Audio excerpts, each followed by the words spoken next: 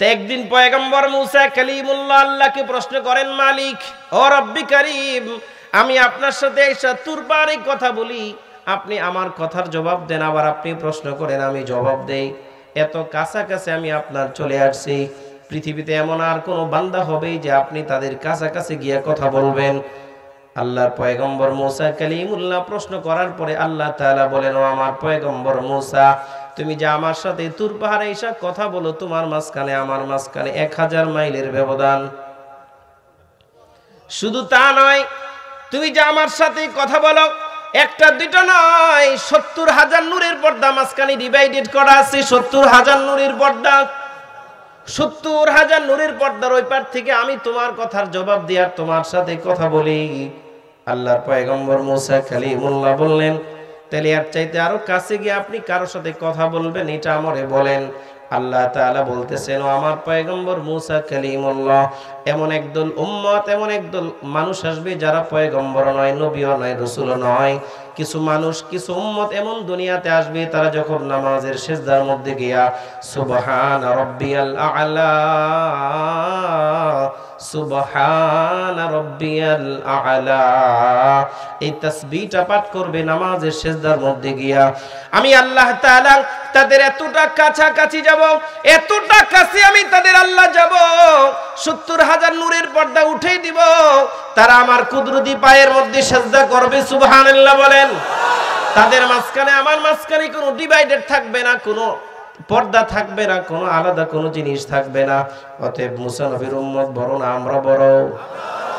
তাফসীরে মাযহারিতে কাজী সানাউল্লাহ পানিপতি রহমাতুল্লাহি আলাইহি লেখেন, সর্বপ্রথম আল্লাহ তাআলা যেদিন মুসা কালিমুল্লাহর সাথে কথা বলতেছেন, উনি ওনার তাফসীরের মধ্যে নিয়ে আসছেন, আল্লাহ মুসা কালিমুল্লাহর সাথে একটা দুইটা ভাষায় নয়, 1,40,000 ভাষায় আল্লাহ তাআলা কথা বলেছেন। কথা বলে প্রশ্ন করলেন, মুসা কিছু বুঝতেছো? মুসা কালিমুল্লাহ বলেন, আল্লাহ কিছু বুঝি আর না বুঝি অনেক ভালো লাগতেছে। আল্লাহর সাথে কথা বললে ভালো লাগবে না খারাপ লাগবে? একজন আরেকজনের মহব্বত করে, মহব্বতের মানুষের সাথে কথা বললে ভালো লাগে না খারাপ লাগে? রাত্রে 3টার সময় ফোন দিলেও ঘুম নষ্ট হয়ে যায়। কথা বলেন ঠিক না বে ঠিক? তা আল্লাহ আমাদের মনিব, আমাদের মালিক, আল্লাহর সাথে কথা বললে ভালো লাগবে না? তা আমরা দুনিয়াতে আল্লাহর সাথে কথা বলতে চাই কি চাই না? সবাই চাই, কিন্তু কেউ কথা বলি না। আল্লাহর সাথে কথা বলার মাধ্যম কি? কোরআনুল কারীম। নামাজ তো আছেই, নামাজের মধ্যে কোরআন তেলাওয়াত আছে না? আল্লাহ তাআলা বলেন, কেউ যদি আমার সাথে কথা বলতে চায় সে যেন কি তেলাওয়াত করে? কোরআন। কার কথা? আল্লাহ তাআলার কথা। আল্লাহ বলেন, আমার সাথে যদি কথা বলতে চাও তাহলে কোরআনের তেলাওয়াত করো। এটা আমরা করি? কোরআনের তেলাওয়াত করি? করি না, পারি না। করব কোত্থেকে? শুদ্ধ না তেলাওয়াত? কোরআনের তেলাওয়াত আমরা করতে জানি না, পারি না। সাহাবী উবাই ইবনে কাব রাদিয়াল্লাহু তাআলা আনহু, আপনাদের কষ্ট হইব না তো ঘন্টাখানেক সময় দিলে? উবাই ইবনে কাব রাদিয়াল্লাহু তাআলা আনহু মসজিদে নববীতে বসে তেলাওয়াত করতেছেন। সরকারে দু জাহা যখন দেখলেন আমার সাহাবীর মধ্যে সবচেয়ে সুরেলা কণ্ঠ, সুন্দর কণ্ঠ যার, এমন সাহাবীরা তেলাওয়াত করতেছে, নবীজি আয়েশা পিছনে দাঁড়ায় গেছেন। আল্লাহর রাসূলকে দেখে উবাই ইবনে কাব রাদিয়াল্লাহু তাআলা আনহু তেলাওয়াত বন্ধ করে দিয়েছে। নবীজি বললেন, তেলাওয়াত বন্ধ করলে কেন? করো। কইয়া রাসূলুল্লাহ, আপনার উপরে আল্লাহ কোরআন নাযিল করতেছেন, আমি আপনার সামনে তেলাওয়াত করব, এটা আমার জন্য লজ্জা লাগে। নবীজি বলেন, না, তোমার জবান থেকে তেলাওয়াত শোনার জন্য আমাকে আদেশ করা হয়েছে। আদেশ কোথা থেকে আসছে?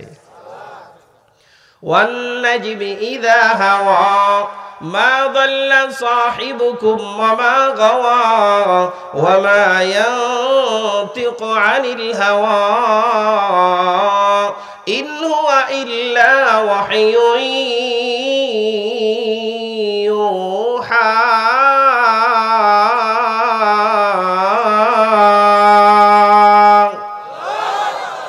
রাসূল যা বলেন সব কোথা থেকে বলেন?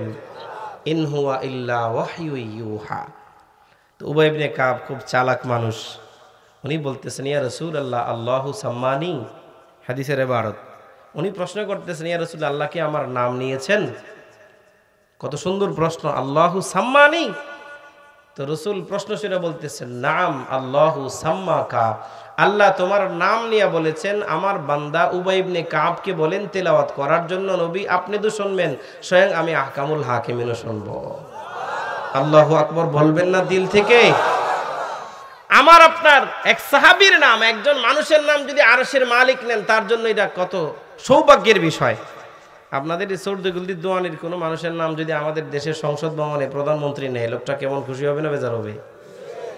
আর যদি আমেরিকার বর্তমান প্রেসিডেন্ট বদ্ধ পাগল যেটা ট্রাম্প ও নেই, আমার তো মানে খুশি না, স্ট্রোক করে ফেলাইবে খুশির চোটে। আর কইব এই মাথা নিচে না, কইব চিনোস নি আমারে তুই, আমার নাম ট্রাম্প, হোয়াইট হাউসে নেই, তার ধারে কাছে যাওয়া যাইব না। কথা বলেন ঠিক না বে ঠিক? আর যিনি সমস্ত রাজাদিরা সমস্ত ক্ষমতার অধিকারী যিনি, উনি একজন মানুষ সাহাবীর নাম নিয়ে বলতেছেন আমার গোলামকে বলেন তেলাওয়াত করার জন্য। আপনি তো শুনবেনই, স্বয়ং আমি আল্লাহও শুনবো। এটা শোনার পরে ওনার চোখ থেকে পানি পড়তেছে, আনন্দের পানি। আনন্দের কথা না এটা? উনি তেলাওয়াত করতেছে বিসমিল্লাহির রহমানির রহিম আলিফ লাম মিম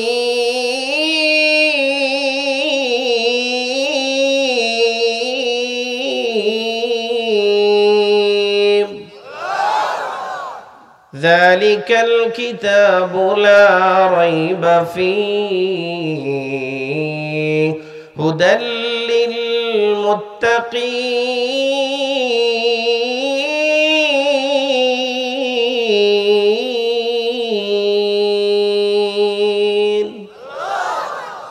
আর চোখ থেকে গড়ায় পানি পড়তেছে খুশিতে যে আমার মালিক আমার তেলাওয়াত শুনতে চাইছে। অতএব আমরা তেলাওয়াত করবো না ছাড়বো? যারা পারি না তারা মাদ্রাসা আছে, ওলামা ইকরাম আছে, শিখা নেব, পারবো না ইনশাআল্লাহ। তো আল্লাহ তাআলা মুসা কালিমুল্লাহর সাথে কথা বলতেছেন, 1,40,000 ভাষায় কথা বলার পরে বলতেছেন কিছু বুঝছো? কই কিছুই বুঝি নাই। তা আল্লাহ তাআলা বলেন বুঝবা কেমনে, এখনো আমি তোমার মাতৃভাষা ইব্রানি ভাষায় কথা বলা শুরু করি নাই। তো ইব্রানি ভাষায় কথা বলতেছে, লম্বা সময় কথা বলার পরে বলতেছে কি বুঝছো আমারে বুঝাও। মুসা কালিমুল্লাহ আলাইহিস সালাতু ওয়াস সালাম বললেন আল্লাহ মান আহাব্বা শাইআন আকসারা যিকরাহু, মান আহাব্বা শাইআন আকসারা যিকরাহু, কেউ যদি কাউকে বেশি মোহাব্বত করে তার আলোচনা বেশি করে। মোহাব্বত মানুষের, মোহাব্বতের প্রিয় মানুষের আলোচনাটা সুযোগ পাইলেই করে। মান আহাব্বা শাইআন আকসারা যিকরাহু, কেউ যদি কাউকে ভালোবাসে আর মোহাব্বত করে, আল্লাহ তার আলোচনা সুযোগ পাইলেই করে। আপনি আমার সাথে এতক্ষণ যা আলোচনা করলেন আমার উম্মত নিয়ে করেন নাই, ইব্রাহিম খলিলুল্লাহর উম্মত নিয়ে আলোচনা করেন নাই, আদম সফিউল্লাহর সন্তানদেরকে নিয়েও কথা বলেন নাই, পয়গম্বর নূহ 950 বছর দাওয়াতের কাজ করেছেন, ওনার উম্মত নিয়েও কথা বলেন নাই। আল্লাহ এতক্ষণ আপনি আমার সাথে আখিরি জামানার নবীর উম্মতের প্রশংসা করলেন। আল্লাহ কি কারণে তাদেরকে এত মোহাব্বত করেন, কারণ কি? আল্লাহ তাআলা বললেন 4 কারণে আমি তাদেরকে মোহাব্বত করি। কয় কারণ? 4 কারণে আমি তাদেরকে মোহাব্বত করি, তাদেরকে আমি ভালোবাসি। 4টা কারণে, এই জন্য তোমার সামনে আমি তাদের আলোচনা করলাম। মুসা কালিমুল্লাহ বলেন আল্লাহ 4টা কারণ কি আপনি আমারে বলেন। এই 4টা কারণ যেহেতু খুব গুরুত্বপূর্ণ, এই জন্য শুনবেন। রাজি আছেন না ইনশাআল্লাহ? আল্লাহ তাআলা বলতেছেন তাদের 1 নাম্বার, তাদের শ্রেষ্ঠত্বের 1 নাম্বার কারণ হলো তারা যখন কোনো কাজ শুরু করবে, কাজের শুরুতে পড়বে বিসমিল্লাহির রহমানির রহিম। পড়ি আমরা? খুব কম মানুষই পড়ি। ইনশাআল্লাহ পড়লে তো ভালো।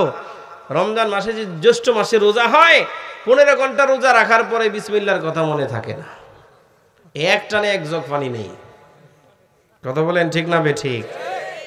যদি বিবি সাহেবা কথায় কথা চলে আসে, হযরত আলী রাদিয়াল্লাহু তাআলা আনহু, উনি ওনার 2 সন্তান, ওনার বিবি ফাতেমা, ওনার ঘরের বাদী 5 জন রোজা রাখছে। কয়জন? 5 জন রোজা রাখছে। তো সন্ধ্যার সময় ইফতারি করবে, সবার সামনে একটা করে রুটি, আর বাদী গিয়া মশক বইরা পানি নিয়ে আইছে, 1 গ্লাস করে সবার সামনে পানি দিছে আর একটা করে রুটি। তো ইফতারির সময় সবাই বসে ইফতারি করার জন্য। ইফতারির সময় যদি আপনার বাড়িতে কোনো ভিক্ষুক আসে, মেজাজ ভালো হয় না খারাপ হয়? মেজাজ বিটকিট। এমনি তো সারাদিন রোজা রেখে মেজাজের অবস্থা 12টা। ভিক্ষুক দেখলে যখন কয় আল্লাহর রাস্তায় কিছু দেন, তখন মেজাজ আরো খারাপ হয়। আয়েশা ডাক দিছে, আল্লাহর রাস্তায় কিছু দেন, সারাদিন রোজা রাখছি, কিছুই খাই নেই। তো হযরত আলী ওনার বড় ছেলে হাসানকে বলতেছেন, বেটা তাল আসছে। আয়েশা বলতেছে, ভিক্ষুক তো আল্লাহর নামে কিছু চাইছে, অসুবিধা নাই, আমি আলী আজকে 1 গ্লাস পানি দিয়ে আমার ইফতার হবে, রুটিটা নিয়ে ভিক্ষুককে দিয়ে আসো।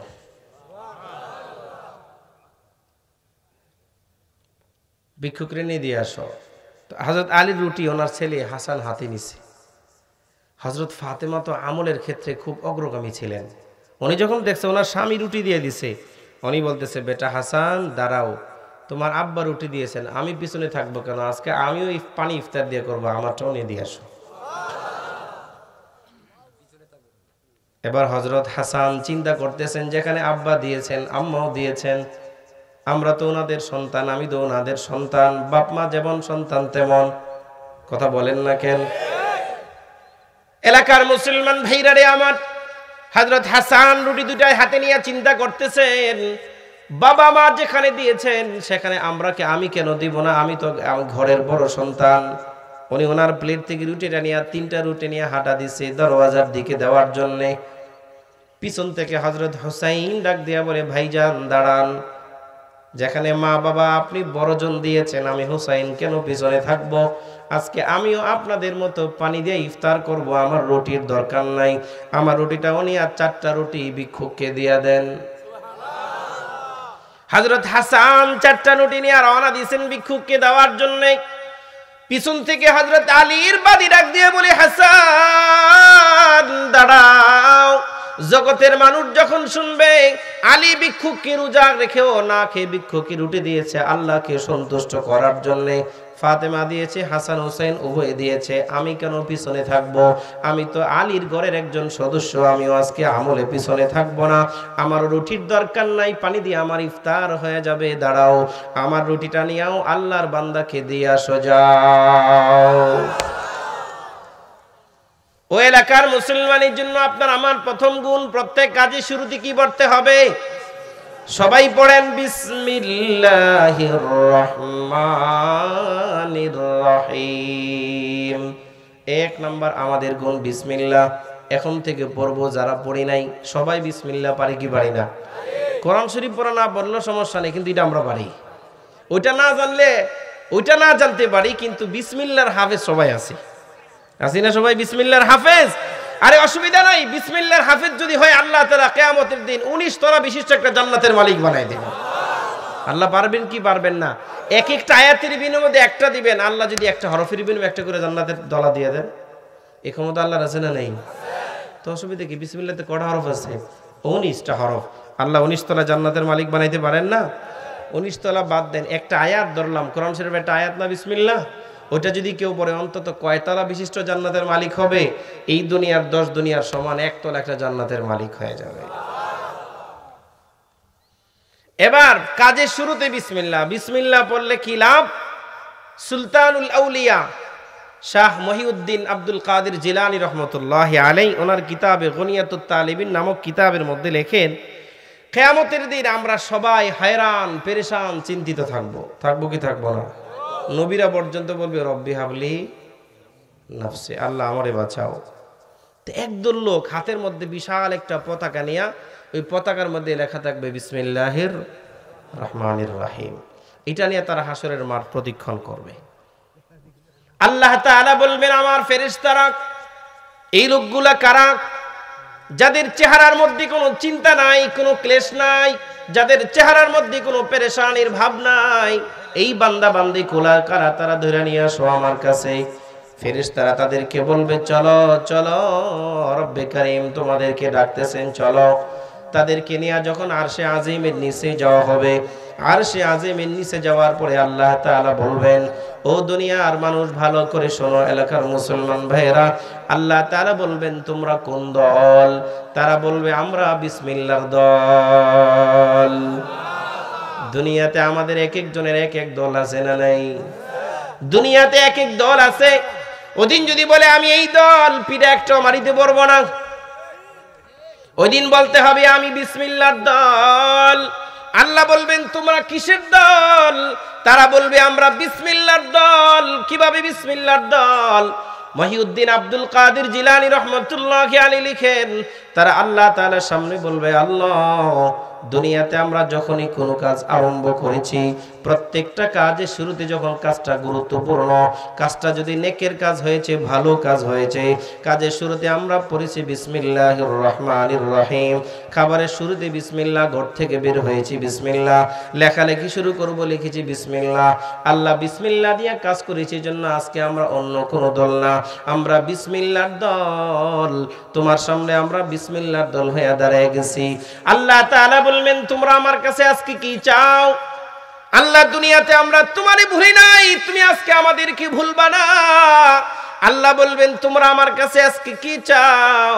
তারা বলবে আল্লাহ আজকে আমরা আর কিছু চাই না, তোমার সন্তুষ্টি চাই, তুমি আমাদের উপরে সন্তুষ্টি হবা, এইটা আমরা চাই। আল্লাহ তাআলা বলবেন আমি তো অবশ্যই তোমাদের উপরে সন্তুষ্ট, তবে আমি তোমাদেরকে একটা উপহার দিতেছি, উপহারটা নিয়ে যাও। আজকে তোমরা তো আমার জান্নাতে যাবে, তোমার বংশ থেকে, তোমার পরিচিত জন থেকে এমন 12,000 জাহান্নামীকে সুপারিশ করে জান্নাতে নিতে পারবা, যাদের জন্য জাহান্নাম ওয়াজিব ছিল। যাও, এই 12,000 জাহান্নামীকে সুপারিশ করার পাওয়ার আর ক্ষমতা আমি আল্লাহ শুধু বিসমিল্লাহর কারণে তোমাদেরকে দিয়ে দিলাম। ও এলাকার মুসলমান, বিসমিল্লাহ ধরবো না ছাড়বো? প্রত্যেকটা কাজের শুরুতে যে হাদিস আমি পাঠ করেছি, সরকারি দু জাহা বলেন কুল্লু আমরিন দিবালিন লাম ইউবদা বিবিসমিল্লাহ ও ফি রাওয়ায়াতিন বিবিসমিল্লাহ বিহামদিল্লাহ। এক রাওয়ায়াতের মধ্যে আছে আল্লাহর প্রশংসা, আরেক রাওয়ায়াতের মধ্যে আছে আবু হুরায়রা থেকে হাদিস বর্ণিত, পয়গম্বর বলেন বিবিসমিল্লাহ, বিসমিল্লাহর মাধ্যমে যদি শুরু না করে ফাহুয়া আকাতা, সেই কাজটা থেকে বরকতহীন। বরকতহীন, আমাদের কোনো কাজ যদি বরকতহীন থাকে, কাজটা মুসলমানের ভালো লক্ষণ নয় এটা। এইজন্য প্রত্যেক কাজের শুরুতে আমরা পড়ব কি? বিসমিল্লাহ। এক নাম্বার গুণ আল্লাহ তাআলা বললেন মুসা কালিমুল্লাহকে। 2 নাম্বার গুণ কি? আল্লাহর পয়গম্বর মুসা প্রশ্ন করার পরে আল্লাহ তাআলা বললেন তাদের 2 নাম্বার তবিয়ত হলো, 2 নাম্বার গুণ হলো তারা কাজটা পরিসমাপ্ত হওয়ার পরে, শেষ হওয়ার পরে তারা বলবে আলহামদুলিল্লাহ। খাবারের শেষে আমরা বলি কি বলি না? আলহামদুলিল্লাহ। অতএব কাজের শুরুতে বিসমিল্লাহ, কাজের শেষে আলহামদুলিল্লাহ। কারণ সরকারে দু জাহান পয়গম্বর আলাইহিস সালাতু ওয়াস সালাম হাদিসে পাকের মধ্যে বলেন, আল্লাহর কোন বান্দা যদি খাবারের শুরুতে বিসমিল্লাহ পড়ে, খাবারের শেষে যদি আলহামদুলিল্লাহ পড়ে, ওই খাবারটার মূল্য যদি 1000 কোটি টাকাও হয়, কিয়ামতের ময়দানে আল্লাহ সকল কিছুর হিসাব নিলেও অন্তত এই খাবারটার আল্লাহ কোনো হিসাব নেবেন কেন? কেন? বিসমিল্লাহর আলহামদুলিল্লাহর কারণে। কারণ শুরুতেও আল্লাহর নামের প্রশংসা, শেষেও আল্লাহর নামের প্রশংসা। এবার অনেকে চিন্তা করতেছে যেহেতু খাবারের হিসাব নেবে না, সিগারেট খাওয়ার শুরুতে বিসমিল্লাহ, শেষে আলহামদুলিল্লাহ। আর ইয়াবা খাইলে তো কথাই নাই, বেশি করে খামো, একটা শুরুতে বিসমিল্লাহ, শেষে আলহামদুলিল্লাহ। উপায় থাকবো নি কোনো? ফিটা একটাও মাটিতে পড়তো না। অতএব হারাম খাবারের শুরুতে না হালাল খাবারের শুরুতে? আপনাদের এই সর্দগলদির দোয়া নেই, নেশা নাই? আছে নেশা? আর কি কয় গ্রামে আবার নেশা কোত্থেকে আসে? অতএব নেশা করবো না ছাড়বো? কথা বলেন, নেশা করবো না ছাড়বো? নেশা করা যাবে না, নেশা ভালো জিনিস না। কারণ নেশার দ্বারা মানুষকে গোনার দিকে নেশা মানুষকে নিয়ে যায়, গোনা করে বেশি। এই জন্য আমি আপনি হালাল খাবারের শুরুতে পড়বো বিসমিল্লাহ, শেষে কি পড়বো? আলহামদুলিল্লাহ। ইব্রাহিম ইবনে আদহাম রহমতুল্লাহি আলাইহি, কারণ আপনি যদি খাবারটা হালাল না খায় হারাম খান, হারাম খাবার খায় সারা রাত্র আল্লাহকে ডাকলে কবুল হবে? আমের মৌসুমে রাস্তা দিয়ে হাইটে যেতেছেন, হঠাৎ করে এশার নামাজ পড়ে মুসল্লি হাজী সাহেব মানুষ রাস্তা দিয়ে হাঁটতেছে, মাথার উপর দিয়া চোখের সামনে একটা বড় আম পড়ছে, পাকা আম, হাতে নিয়ে বলে মাশাআল্লাহ ভালোই হয়েছে। রাত্রে বাড়িতে নিয়ে দুধ দিয়া চিপাইয়া খাইয়া ফেলামো। সারা রাত্র যদি নফল নামাজ পড়ে, তাহাজ্জুদের নামাজ পড়ে, কপাল ফোটা বড় করে ফেলাইছে, কর পড়ে গেছে, একটা সেজদা কবুল হবে? কেন? তার পেটের মধ্যে কি খাবার ঢুকছে? এই হারাম খাবার। আমটা তার জন্য হালাল ছিল না হারাম ছিল? আমরা কত রাত্রে এরকম আরেকজনের কাছে পেয়ারা, তারপরে পেঁপে চুরি করে খাইছি কি খাই নাই? যে হালাল না হারাম? আরেকটা বাস্তব উদাহরণ দিলে আপনাদের বুঝে আসবে। মনে করেন আপনার বাড়িতে কোনো মেহমান আসছে বা আপনার মামা চলে আসছে, এই খারাপ লাগতেছে আপনাদের কাছে? উচিত কথা বলাতে খারাপ লাগতেছে নাকি? রাত্র 10:30 বাজে, আর আধা ঘন্টা পরে আমরা দোয়ার দিকে যাই ইনশাআল্লাহ। কয়টা? না 12টা তো সম্ভব না, 11টা পর্যন্ত। 10:30 বাজে থাকবো না ইনশাআল্লাহ।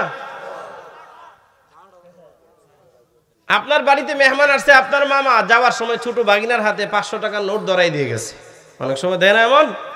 এখন আপনি স্কুল কলেজ থেকে অথবা দোকান থেকে বাজার থেকে গিয়ে দেখেন মাশাআল্লাহ বাইরের হাতে একটা নোট দেখা যায় বড়, আপনি তার হাতে 10 টাকা নোট ধরাই দিয়া বাকি টাকা নিয়ে আসছেন। 490 টাকা আপনার জন্য হারাম। প্রশ্ন করতে পারেন হুজুর কেন? আমারই তো ভাই। আপনার ভাই হলে কি ভাই? এই টাকার মালিক সে, আবার তো সে নাবালিক, তারটা অধিকার খরচ করার ক্ষমতাই আপনার নাই। মাশাআল্লাহ বুঝাইতে পারছি? কারণ এই 490 টাকা ওরে যে 10 টাকা দিচ্ছেন, 490 টাকার মালিক বালেক হওয়ার আগ পর্যন্ত সে বালেক হয়ে আপনাকে দিতে পারলে আপনি মালিক, না দিলে এটার মালিক সে, খরচ করা যাবে না। মা বাবা এটাকে আমানত স্বরূপ দিয়ে রাখতে হবে, এটা তার জন্য, তার এটা হক, এটা খরচ করার অধিকার মা বাবারও নাই, কারণ এটা বান্দার হক। কথা বুঝাইতে পারলাম? তাইলে বিসমিল্লাহ হবে হালাল খাবারের শুরুতে না হারাম খাবারের শুরুতে? হালাল খাবারের শুরুতে, কারণ হারাম খেয়ে আপনি ইবাদত করলে ইবাদত কবুল হবে না। উদাহরণ, ইব্রাহিম ইবনে আদহাম রহমতুল্লাহি আলাইহি হজ্জে বাইতুল্লাহ করার জন্য মক্কা শরীফ গেছেন। হজ শেষ করে চিন্তা করতেছেন যে মসজিদুল আকসাতে আল্লাহ রসুল যেখানে মেরাজ করছেন, মসজিদে আকসা না এটা, এই মসজিদে আকসাতে ইবাদত করলে 1 রাকাতে 10,000 রাকাতের নামাজের সওয়াব, কোন রাতে 50,000-এর কথাও আসছে। একটু ইবাদত করে তারপরে আমি বলকে যাই, আফগানিস্তানের বলক শহর বাড়ি। তো উনি এই চিন্তা করে মক্কার এক দোকান থেকে 1 কেজি খেজুর কিনছেন আর মশক বলে পানি নিছেন। চিন্তা করতেছেন ক্ষুধা লাগলে এটা খেজুর খাবো, আর যেখানে পানি শেষ পানি নিয়ে নিব। এই চিন্তা করে উনি গাড়ি ঘোড়ার ব্যবস্থা নিয়ে হাঁটা শুরু করছে। সারাদিন বইরা উনি সফর করে, হ্যাঁ, রৌদ্র কমলে সারা রাত্র সফর করে, ক্লান্ত হয়ে গেলে একটু আরামায়েশ করে আবার হাঁটে। 1 বছর সময় পার হইয়া মক্কা থেকে মসজিদে আকসার দূরত্ব 750 মাইল। কত মাইল? 750 মাইল। এই লম্বা পথ হাইটা উনি 1 বছরে মসজিদে আকসাতে আইসা এশারের নামাজ পড়া উনি শুয়ে রয়েছে মসজিদে আকসার এক কোণার মধ্যে। স্বপ্ন, কিছু কিছু স্বপ্ন আছে খুব বাস্তব স্বপ্ন। স্বপ্ন 3 ধরনের। কয় ধরনের? একটা আছে আল্লাহর পক্ষ থেকে, একটা শয়তানের পক্ষ থেকে, একটা আছে হাদিসুন নফস। আল্লাহ তাআলা বান্দাকে স্বপ্নের মাধ্যমে অনেক কিছু দেখাইয়া সতর্ক করেন। সতর্ক করেন কি করেন না? করেন। আপনাদের এই চর্দিগুল দিয়ে একজন মৌলবী ছিল, মক্কার মৌলবী নামে পরিচিত ছিল না? উনি স্বপ্নের তাবির করতে পারতেন ভালো। আমি আমার আব্বার কাছ থেকে মনে হয় ছোটকালে শুনছি কথাটা। তো এক মুসল্লি আইসা একজন লোক বলতেছেন, হুজুর আমি একটা স্বপ্নে দেখছি মসজিদের ইমাম সাহেব খুতবা দিতেছেন, সবাই খুতবা শুনতেছে, কিন্তু আমি খুতবা শোনার জন্য মসজিদে ঢুকার চেষ্টা করতেছি, পারতেছি না। এটা তাবির কি? ব্যাখ্যা আছে না একটা? তো উনি বলতেছেন, মক্কার মৌলবী নামে পরিচিত, উনি ওনার স্বপ্নের ব্যাখ্যা না বইলা আরেকজন কাছের মানুষকে বলতেছেন, শোনেন উনি আর 1 সপ্তাহ বাঁচবে, ওনাকে বলেন তওবা করে নিতে, উনি আর বেশি দিন বাঁচবে না। তো বলার পরে ঠিকই 1 সপ্তাহ পরে লোকটা মারা গেছে। মারা যাওয়ার পরে যার কাছে ব্যাখ্যাটা বলছে সে বলতেছে, আপনি বুঝলেন কেমনে লোকটা 1 সপ্তাহ পরে মারা যাবে? শোনো, জুমার খুতবা শোনা এটা হইলো যারা জিন্দা তাদের লক্ষণ, শুনবে। আর সে শুনতে পারতেছে না মানে তার হায়াত ফুরাই আসছে। এই জন্য আমি বললাম অতএব স্বপ্ন সত্য না মিথ্যা? কিছু স্বপ্ন আছে খুব সত্য। আল্লাহ তাআলা কারণ নবুয়তের 43 ভাগের 1 ভাগ হল, 100 ভাগের 43 ভাগ হলো। রাসূল বলেন এখনো বাকি আছে। স্বপ্নের মাধ্যমে আল্লাহ বান্দাকে অনেক কিছু ইঙ্গিত করে। তো ইব্রাহিম ইবনে আদহাম স্বপ্ন যুগে দেখতেছেন 2 জন সুন্দর মানুষ, সুন্দর চেহারাওয়ালা ওনার সামনে এসে বলতেছে, এই চিনো, হাল তারিফু মান আনতা মান হুয়া, তুমি কি চেনো সে কে? তার একজন বলতেছে, হ্যাঁ আমি চিনি, হুয়া ইব্রাহিম ইবনে আদহাম। সে ইব্রাহিম ইবনে আদহাম শাহে বলকের বাদশা ছিল। আল্লাহকে পাওয়ার জন্য উনি এখন সব ছেড়ে দিয়া উনি দরবেশ হয়ে গেছে। এত বড় আল্লাহর বুজুর্গ ছিলেন, যদি সমুদ্রের তীরে বৈশা জিকির করতেন, ওনার জিকিরের সাথে সাথে সমুদ্রের মাছগুলিও জিকির করত। উনি একজন প্রথম শ্রেণীর এখন আল্লাহর বুজুর্গ। তবে আফসোসের বিষয় হলো গত 1 বছর উনি যা ইবাদত করতেছেন একটাও কবুল হইতেছে না, সব আসমানে ঝুলে রয়েছে। দ্বিতীয়জন বলে কারণ কি? কারণ হলো একটা খেজুর। উনি যখন মক্কার সেই দোকান থেকে খেজুর কিনতেছিলেন, খেজুর একটা মাপার সময় নিচে পড়ে গেছে। উনি মনে করছেন এটা ওনার খেজুর, আসলে দোকানদারের খেজুর। না বইলা খাওয়ার কারণে 1 বছর যা ইবাদত করছেন সব ঝুলে রয়েছে। উনি ইবাদতে কোনো মজা পাইতেছেন না। ওনার এই স্বপ্ন দেখার পরে ঘুম তো শেষ, মাথার মধ্যে আকাশ ভেঙে পড়ছে, সর্বনাশ। ওনার সেই দোকানদারের খেজুর মাপার কথাও মনে হয়েছে। হ্যাঁ, একটা খেজুর তো নিজে পড়ছিল, উনি মনে করছিল ওনার মাপা খেজুর, ওনার খেজুর নয়, দোকানদারের খেজুর, নিজের মনে করে হারামটা খেয়েছেন একটা, এই জন্য ওনার ইবাদত কবুল হইতেছে না। আল্লাহু আকবার বলবেন না? এই চিন্তা আমরা কোনোদিন করিনি। একটা খেজুর, আরেকজনের 2 হাত জমিন ঠেললে নিয়ে ফেলে, তারপরে কোনো চিন্তা নাই। আরেকজনেরটা নিজের পকেটে ঢুকাইতে পারলে মনে করি আমি লাভবান হয়ে গেছে। আমি একদিন দেখি এক দোকানদার 1000 টাকার নোট দিছে, একটু পরে আরেকজন দোকানে যখন অনেক ভিড় থাকে তখন কিন্তু দোকানদারের মনে থাকে না কে কত টাকার নোট দিছে। একজনে 100 টাকার নোট দিছে, একটু পর ভাই আপনি কত টাকার নোট দিয়েছেন? 500 টাকার নোট দিয়েছি। দাম রেখে ঠিকই তার বাকিটা ফেরত দিছে। সে হাটে যায় আর মুসকি মুসকি হাসে। আমি বুঝতেছি তার মনোভাব, সে মনে করছে আজকে তোর একটা ডোজ খাওয়াই দিছি। দোকানদার ডোজ খাইছে না ও নিজে ডোজ খাইছে? তার নিজের লস। কারণ এটা সে কিয়ামতের দিন তোমার কাছ থেকে সুদে আসলে পূর্ণ করে নিয়ে যাব। টাকা নেবে না, নেক আমল নিয়ে যাবে। ইব্রাহিম ইবনে আদম মাথার মধ্যে পাথর ভেঙে পড়ছে, আর দেরি নাই, এই মসজিদুল আকসা থেকে সোজা আবার বাইতুল্লাহর দিকে রওনা করছে। দিন রাত পরিশ্রম করে যতটুকু পারেন উনি মেহনত করে 750 মাইল 1 মাসে এসে মক্কায় পৌঁছে। দোকানের সামনে দাঁড়াইছে, দাঁড়ায়া দেখে যে দোকান থেকে উনি খেজুর কিনছিলেন 1 বছর 1 মাস আগে, ওই দোকানের সামনে একটা নওজোয়ান যুবক বসা দোকানের গদির মধ্যে।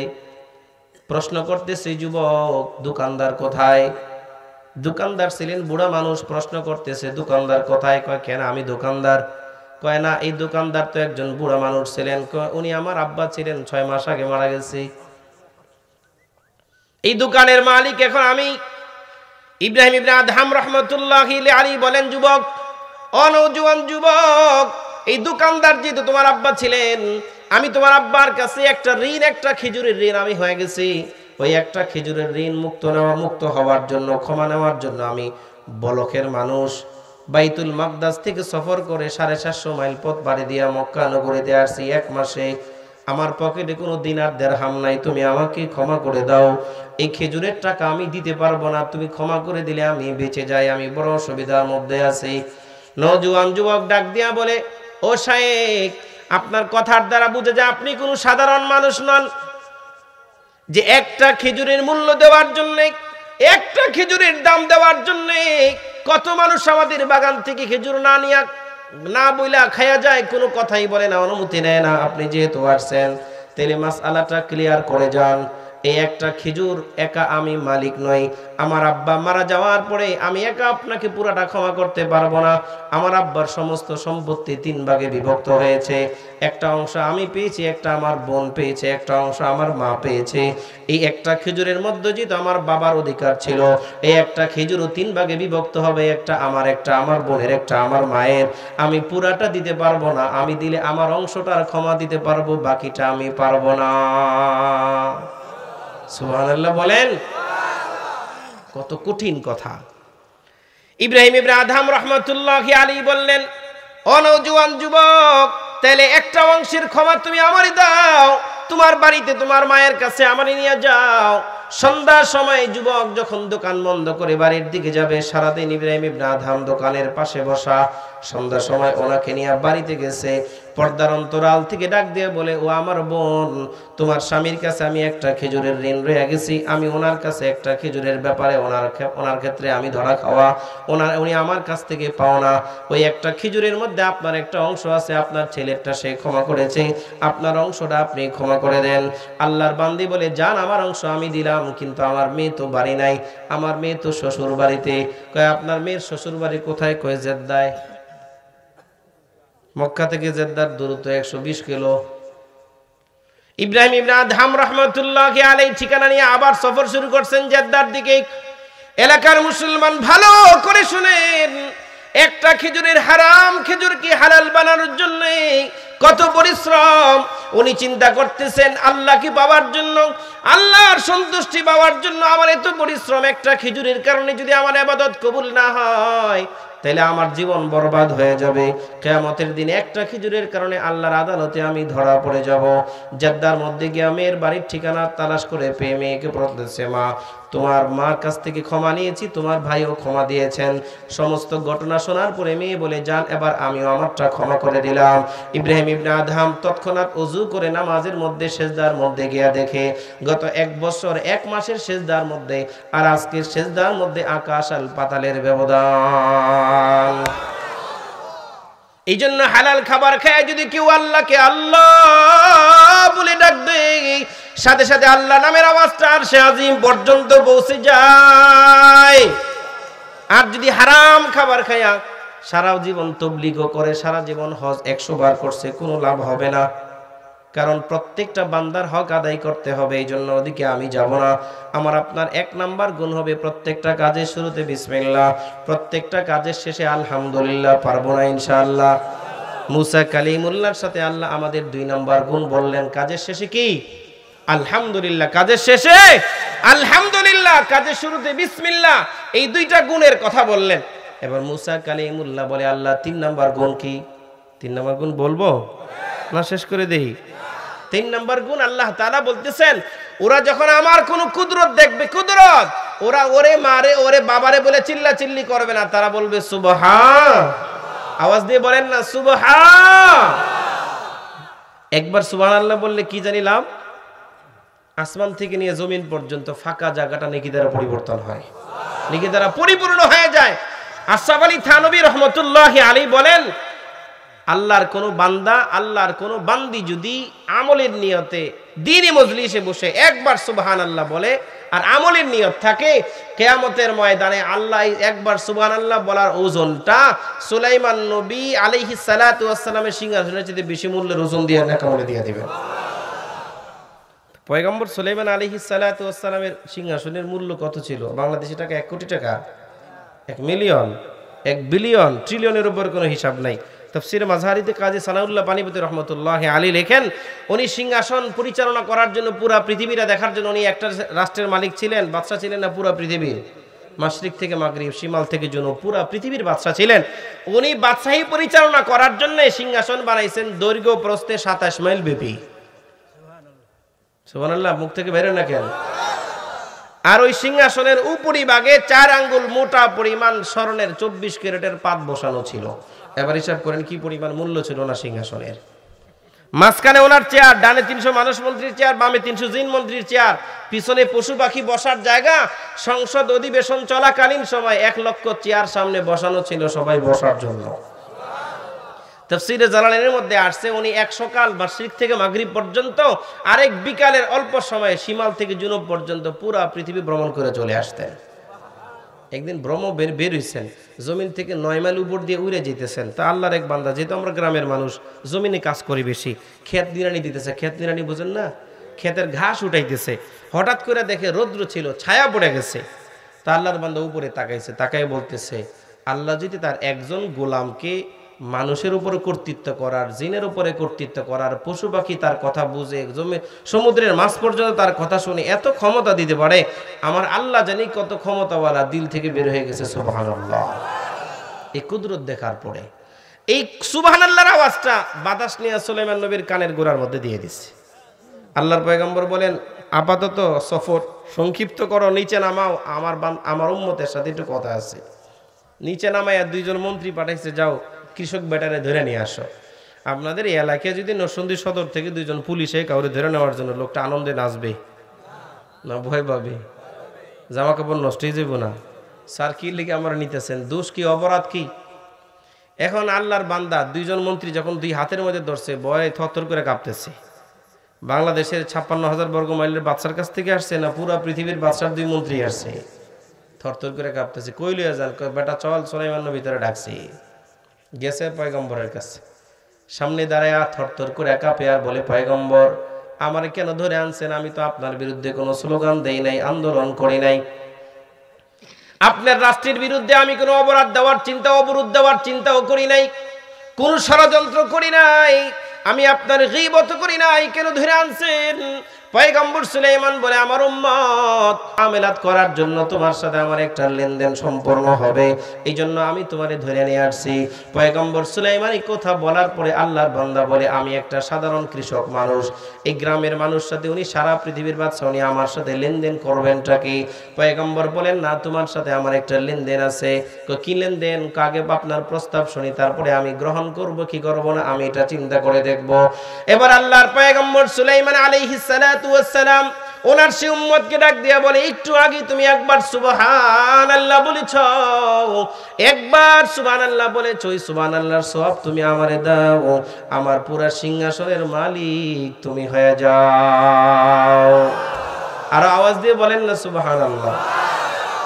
এবার আল্লাহর বান্দা প্রস্তাব শোনার পরে ভয়টা সব শেষ, দাঁড়ায় দাঁড়ায় চিন্তা করে, উনি কোনো পাগল নন, উনি একজন সাধারণ মানুষ নন, উনি আল্লাহর একজন জলিল কদর পয়গম্বর।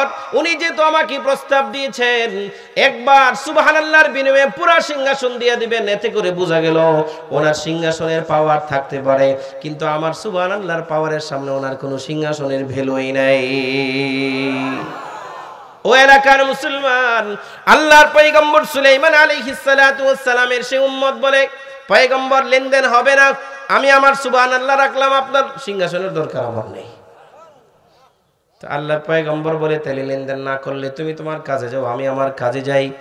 আল্লাহর বান্দা বলে, যাওয়ার আগে আমার একটা জানার বিষয় ছিল। কি জানার বিষয়? কয়েকবার যে সুবহানাল্লাহ বললাম, একবার সুবহানাল্লাহ বলার কতটুকু ফজিলত হয়েছে একটু আমারে শোনায় দেন। পয়গম্বর সুলাইমান আলাইহিস সালাতু ওয়াস সালামের কথাটাই কবি কবির ভাষায় বলতেছেন, 85 সাল ঈমানি মুহাক্কিক শুধু বখাকানি, 85 সাল ঈমানি মুহাক্কিক শুধু বখাকানি, কে একদম বা খুদা বুদান, কে একদম বা খুদা বুদান, বেআজ তখতে সুলাইমানি। আল্লাহর পয়গম্বর সুলাইমান আলাইহিস সালাতু ওয়াস সালাম ডাক দিয়ে বললেন, ও আমার উম্মত, একবার সুবহানাল্লাহ ইখলাসের সাথে বলেছো, আমি আমার দিলের চোখ দিয়া তাকাইলাম, আলমী মিসালের মধ্যে তাকাই দেখলাম, একবার সুবহানাল্লাহ ইখলাসের সাথে বলার কারণে রব্বে করিম আসমানের মালিক আল্লাহ জমিন থেকে নিয়ে আসমান পর্যন্ত ফাঁকা জায়গাটা খাঁটি স্বর্ণ দ্বারা ভরপুর করলে যে রকমের মূল্য হবে, তোমার মালিক তোমার আমল নামায় তার চাইতে বেশি মূল্যের সওয়াব দিয়েছেন। হয় নাই? আর আওয়াজ দিয়ে বলেন চিৎকার করে সুবহানাল্লাহ। তাহলে 3 নম্বর গুণ আমাদের কি আলোচনা করছেন আল্লাহ তাআলা? আমরা আল্লাহর কুদরত দেখলে কি পড়ব? ওরে মারে বাবারে না, কি পড়তে হবে? সুবহান। এখন তো এলাকার যুবকরা সুবহানাল্লাহ বলার টাইম নাই, মোবাইলের ফেসবুক চালানোর টাইম আছে। কথা বলেন না কেন? যুবকরা রাগ করতেছেন? যুবক মানুষ 10 বার সুবহানাল্লাহ বলে না, একবার সুবহানাল্লাহ বলে না। সারা দিন বইরা মোবাইলের মধ্যে চোখ লাগায় রাখতে তার সময় হয়।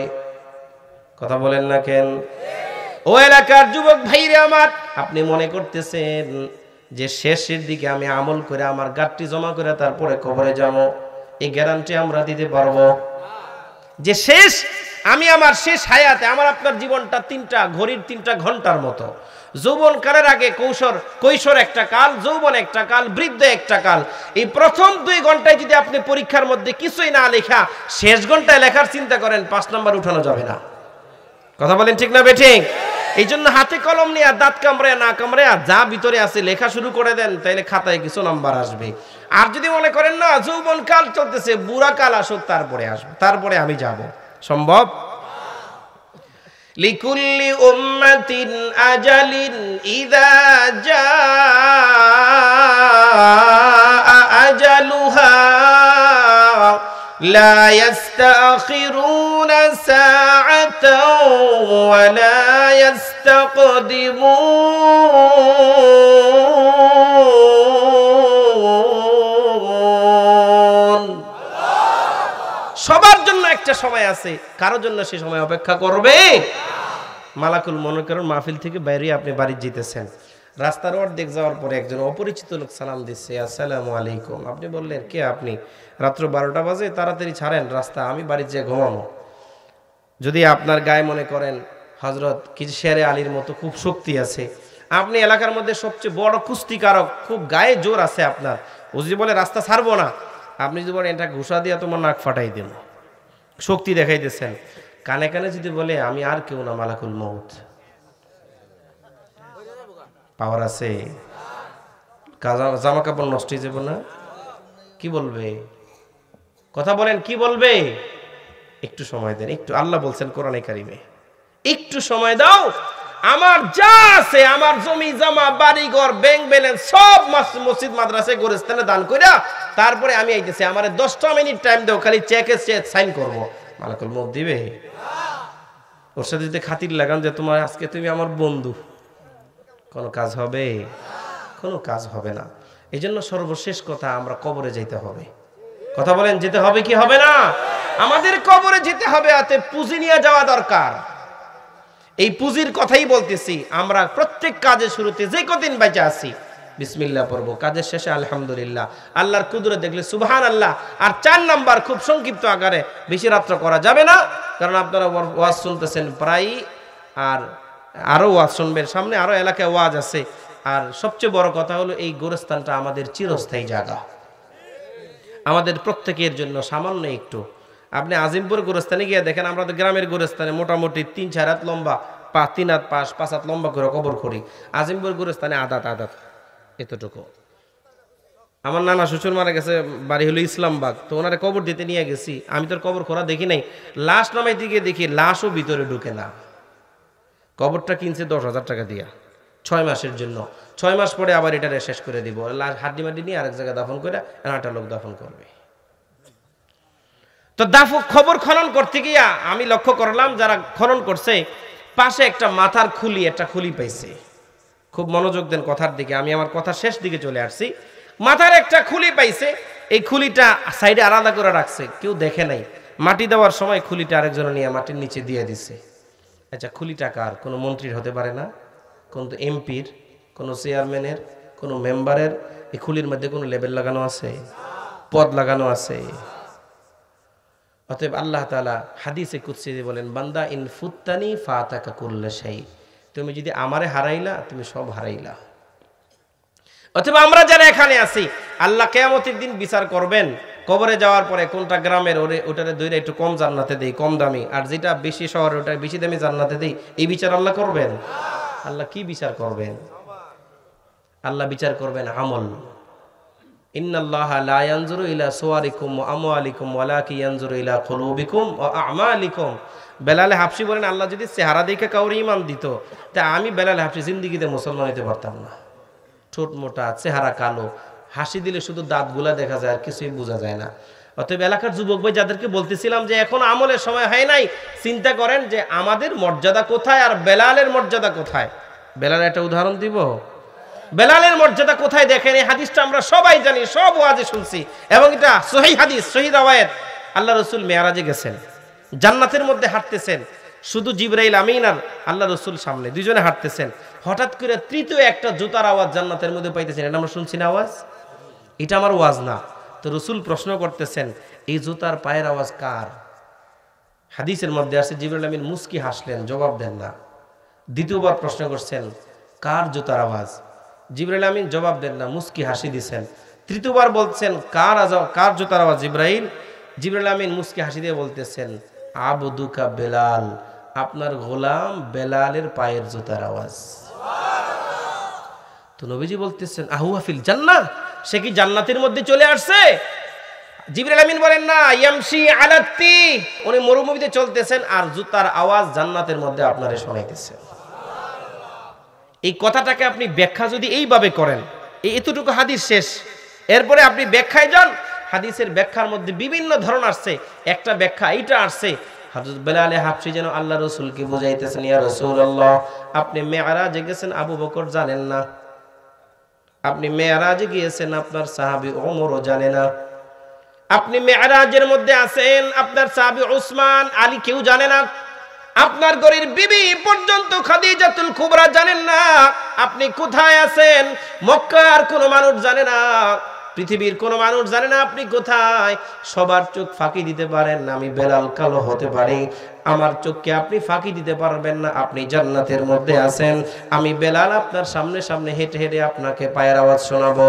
আল্লাহু আকবার জোরে বলেন। কোথায় বেলাল আর কুমরা, কোথায় আমরা? অতএব আমাদের মরার সামনে আমরা মরবো কি মরবো না? আমল নিয়া আমল ছাইরা আমল নিয়া মরতে হবে। বেলাল কোথায়?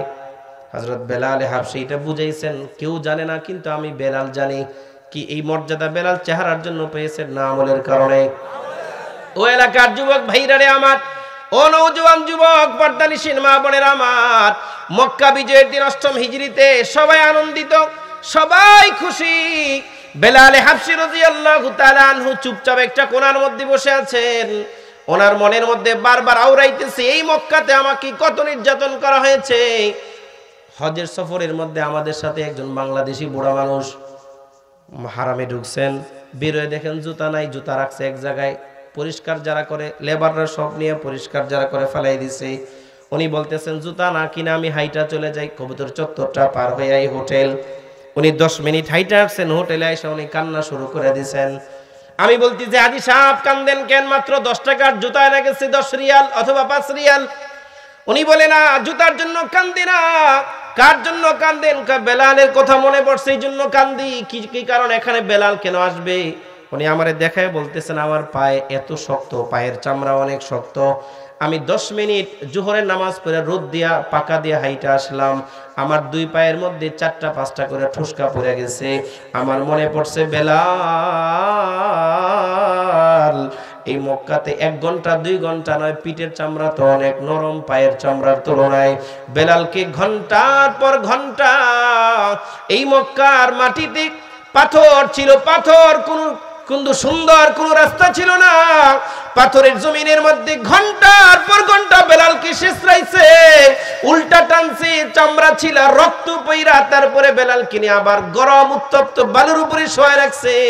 তারপরে বেলালের মুখ থেকে বের হয়েছে আহাদ আহাদ আল্লাহ,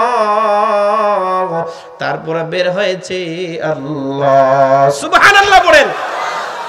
আল্লাহর সেই বান্দা ডাক দিয়ে বলে আমার নিজের কথা নয়, বেলাল যদি এত কষ্ট করি আল্লাহ কি বলতে না পারে? আমি 10 মিনিট হাঁটে আসলাম, আমার সে বেলালে হাবশীর কথা মনে হয়েছে উনি কত কষ্ট সহ্য করেছেন। সে বেলাল একটা কোণার মধ্যে চুপচাপ বসা। আজানের ওয়াক্ত হয়ে গেছে। সরকারে দু আলম বলেন আইনা বেলাল, বেলাল কোথায়? সবাই তাকায় আছে বেলালকে তালাশ করে। এক কোণার থেকে বেলালে হাবশী আসছেন, ইয়া রাসূলুল্লাহ লাব্বাইক ইয়া রাসূলুল্লাহ। পয়গম্বরে দু জাহা বললেন আজান দাও, আজান আজান দাও, নামাজ পড়বো এখন। বেলালে হাবশী দাঁড়াইছেন আমার আজান দেওয়ার জন্য। আপনার আমার পয়গম্বর বলেন বেলাল এখানে নয়, এখানে আজান নয়, বাইতুল্লাহর ছাদের উপরে উঠো, ওখানে দাঁড়ায় তুমি আজান দিবা। মক্কাটা এখন আর কাফিরদের নয়, মক্কা এখন মুসলমানদের। ও এলাকার মুসলমান, হযরত বেলাল হাবশী বাইতুল্লাহর ছাদের উপরে দাঁড়াইছেন। এই কথার দ্বারা উদ্দেশ্য হলো সবাই যেখানে আছেন, আবু বকর ওমর ওসমান আছেন, রাসূল কাউকে বলেন নাই, বেলালকে বলছেন বাইতুল্লাহর ছাদের উপরে উঠে এমন একজন সাহাবী ওখানে ওটা আজান দিয়েছেন। এই মর্যাদা পেয়েছেন কি কারণে? আমলের কারণে। কিয়ামতের ময়দানে আপনার আমার পয়গম্বরে দু জাহা হিসাব নিকাশ খতম হওয়ার পরে সর্বপ্রথম জান্নাতের মধ্যে প্রবেশ করবেন। আবু বকর চিন্তা করবে রাসূল যে বাহনটার মধ্যে দাঁড়ায় জান্নাত বসে বসে জান্নাতের মধ্যে যাবেন।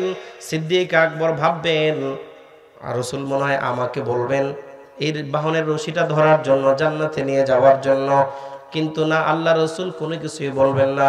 ওমর মনে মনে ভাববেন রাসূল মনে আমাকে বলবেন, উসমান আলী ভাববে পয়গম্বর মনে হয় আমাকে বলবেন জান্নাতে নিয়ে যাওয়ার জন্য। এলাকার যুবক ভাইরারে আমার, বেলালের কথাগুলি বলার দ্বারা উদ্দেশ্য হলো আমরাও বেলালের মতো হব না ইনশাআল্লাহ। আমরা যদি বেলালের মতো হয়ে যাই তাহলে এই দেশে কোনোদিন রাসূলকে নিয়ে কেউ কটূক্তি করতে পারবে না। কথা বলেন ঠিক না বে ঠিক? গত 2 বছর আগে নাসিরনগরে ঘটনা ঘটছে, তাও হিন্দু। গত মাস 1.5 মাস আগে ভোলার বোরহানুদ্দিনে যা ঘটছে, যা ঘটাইছে সেটাও একটা হিন্দু। এই চলতি মাসের 1 তারিখে মোমেন শাহী পলিটেকনিক কলেজের এক ছাত্র, তার নাম হলো অনন্ত সরকার, সে ফেসবুকের মধ্যে একটা স্ট্যাটাস দিছে, আমার আপনার রসুলের চরিত্রের উপরে কলম ধরেছে, রসুল নাকি চরিত্র খারাপ, আম্মাহাতুল মুমিনিন ওরা নাকি চরিত্র ঠিক নাই, নাউজুবিল্লাহি মিন যালিক, এমন কথা বলেছে।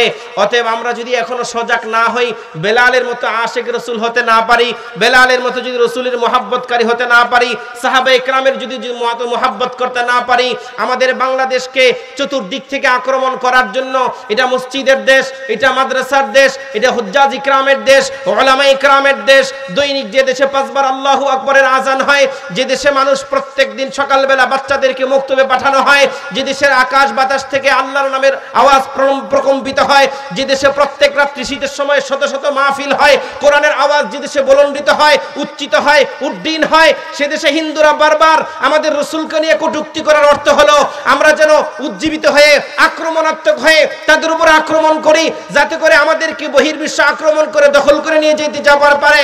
আমরা আক্রমণ করব না, কোনোদিন আমরা হিন্দুদের কোনো দেবতা নিয়ে কটু মন্তব্য করি নাই। কে সাহস তোমাদেরকে দিল আমাদের সরকার প্রাণের চেয়ে বীর রাসূলের উপরে তোমরা আক্রমণ করবা? আমরা যদি চিল্লায়া, আমরা যদি আন্দোলন করতে না পারি যে আমাদের সংসদে হিন্দুদের বিরুদ্ধে অথবা যারাই রাসূলের বিরুদ্ধে কটূক্তি করবে তাদের উপরে একটা আইন করা হোক, তাকে ফাঁসিতে ঝুলানো হবে, কোন ব্যক্তির, কোন হিন্দুর, কোন খ্রিস্টানের কারো সাহস হবে না, কোন নাস্তিকের সাহস হবে না রাসূলের ইজ্জতের উপরে কলম ধরার জন্য। এই আইন বাংলাদেশে পাস হওয়ার জন্য আমরা সব জায়গায় বলতেছি, আমরাও রাজি। কথা বলেন ঠিক না বেঠে?